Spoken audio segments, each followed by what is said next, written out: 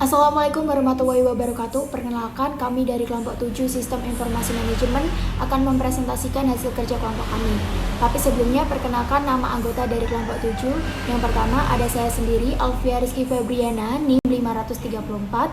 Selanjutnya yang pertama Aulia Fani Fadria, NIM 487. Yang kedua Solohuddin Al-Azizi, NIM 521. Yang ketiga Niko Romansa, NIM 531. Dan yang terakhir Ninit Diah Anfarotin, NIM 537. Baik, pada kesempatan kali ini kelompok kami akan membahas tentang sistem informasi keuangan. Yang pertama, definisi dari sistem informasi keuangan adalah sistem informasi yang memberikan informasi kepada orang atau kelompok baik di dalam perusahaan maupun di luar perusahaan mengenai masalah keuangan perusahaan.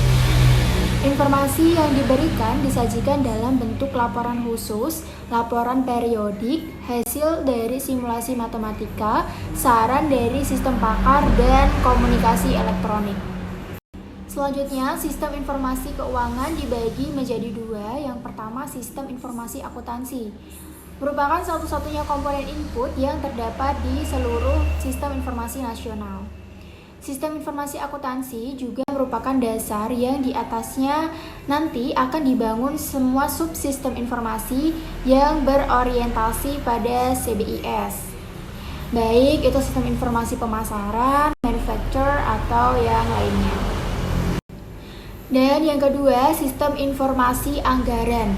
Sistem informasi anggaran menyediakan informasi keuangan bagi manajer keuangan berkaitan dengan pencatatan atau pengolahan data keuangan.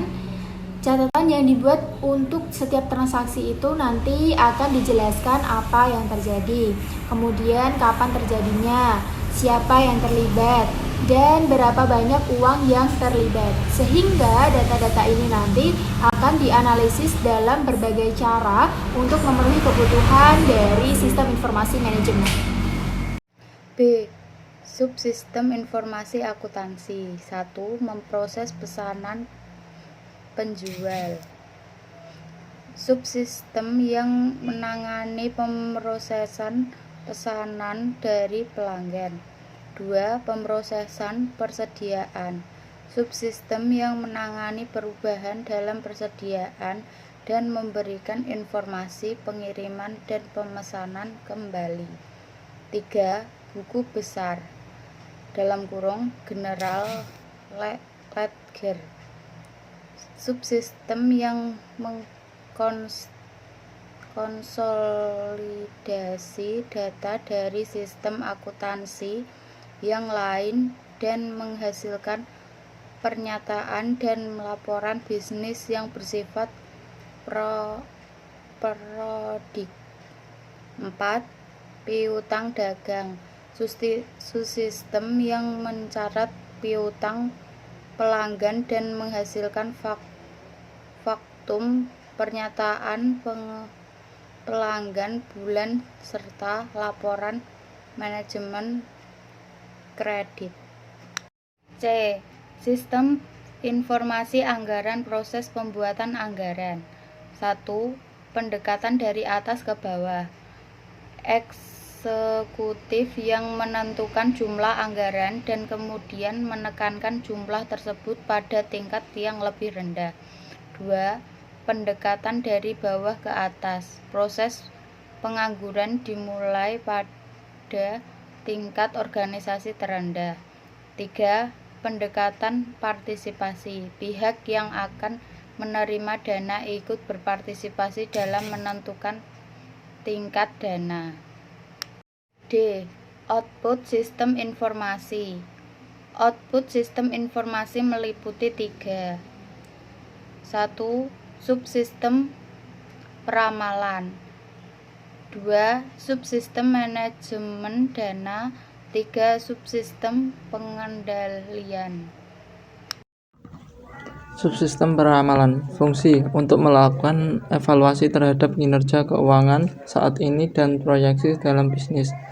Fakta dasar. A. Proyeksi dari masa lalu. B. Kepuasan semi atau terstruktur. C. Tidak ada peramalan yang sempurna. Jenis peramalan: A. Peramalan jangka panjang. B. Peramalan jangka pendek. Sistem peramalan lanjutan. A. Semua peramalan merupakan proyeksi diri dari masa lalu. Dasar terbaik untuk memperkirakan apa yang akan terjadi di masa depan adalah dengan melihat masa lalu. Semua jenis peramalan mengikuti pendekatan ini. Inilah alasannya mengapa data akuntansi sangat penting dalam peramalan, karena dalam akuntansi memberikan dasar historis. B. Semua peramalan terdiri dari keputusan semi terstruktur. Kepuasan peramalan merupakan contoh yang baik dari jenis kepuasan semi terstruktur yang didukung oleh DSS. Keputusan tersebut didasarkan oleh beberapa variabel yang dapat diukur dengan mudah dan beberapa yang tidak dapat diukur. C. Tidak ada teknik peramalan sempurna. Paket peramalan mainframe yang paling canggih, sekalipun tidak dapat diharapkan untuk memperkirakan masa depan dengan akurat 100%. Jenis peramalan ada dua, yaitu 1. Peramalan jangka panjang. Peramalan jangka panjang biasanya dilakukan oleh suatu area selain pemasaran oleh fungsi finansial atau kelompok khusus yang hanya mempunyai tanggung jawab perencanaan. Beberapa perusahaan besar memiliki kelompok perencanaan strategis yang melaporkan pada tingkat eksekutif. 2. Peramalan jangka pendek. Peramalan jangka pendek dilakukan oleh area-area fungsional. Fungsi pemasaran memproyeksikan penjual untuk masa depan yang singkat. Pada suatu sampai 3 tahun ke depan, semua area fungsional menggunakan ramalan penjual sebagai dasar untuk menentukan sumber daya yang dibutuhkan untuk mendukung dari tingkat kegiatan yang diproyeksikan. Metode peramalan. Metode peramalan dibagi menjadi dua. Pertama, kuantitatif, dan kedua, non-kuantitatif. Non-kuantitatif dibagi menjadi 3. 1. Teknik konsensus panel. 2. Metode Delphi. 3. Rapat elektronik. 1. Metode kuantitatif. Metode yang melibatkan perhitungan data dalam banyak teknik peramalan yang telah dikembangkan selama bertahun-tahun. Salah satu yang memiliki banyak pengikut adalah analisis regresi. 2. Metode non-kuantitatif. Metode ini tidak melibatkan perhitungan data, tetapi didasarkan pada penaksiran subjektif. Peramalan seperti ini mungkin tampak seolah-olah manajer mencari mudahnya saja. Tetapi peramalan semacam itu merupakan hasil dari pengertian yang mendalam mengenai bisnis karena pengalaman bertahun-tahun. Dan yang selanjutnya ada metode non-kuantitatif dibagi menjadi 3. Yang pertama ada teknik konsensus panel yang merupakan terdiri dari sekelompok pakar yang secara terbuka mendiskusikan faktor-faktor berhubungan dengan masa depan dan mencapai proyeksi tunggal berdasarkan kombinasi input. Dan yang kedua ada metode Delphi, melibatkan sekelompok pakar yang tidak bertemu secara langsung, tetapi sebaliknya menyerahkan jawaban atas sejumlah kuesioner yang disiapkan oleh seorang koordinator. Yang ketiga, ada sistem rapat elektronik atau Electronic Meeting System atau EMS. Merupakan contoh pendekatan sistem pendukung keputusan kelompok atau Group Decision Support System GDSS bagi peramal. EMS menggunakan ruang keputusan yang berisi berbagai macam alat elektronik, memudahkan komunikasi antar peramal. Yang ketiga, ada subsistem pengendalian. Fungsinya adalah, bagian ini dapat melaksanakan evaluasi keuangan dan dampak keuangan terhadap pengeluaran modal yang diajukan. Manajer harus memiliki tujuan operasional yang dicapai.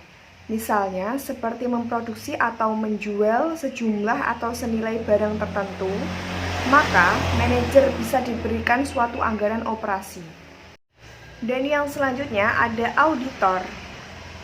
Pengertian dari auditor tersendiri yaitu orang yang bertugas memeriksa catatan akuntansi untuk menguji kebenarannya. Auditor dibagi menjadi dua, yaitu yang pertama ada auditor eksternal. Auditor eksternal merupakan auditor yang bekerja untuk kantor akuntansi publik. Dan yang kedua ada auditor internal, yang merupakan auditor yang dimiliki sendiri oleh perusahaan. Terima kasih.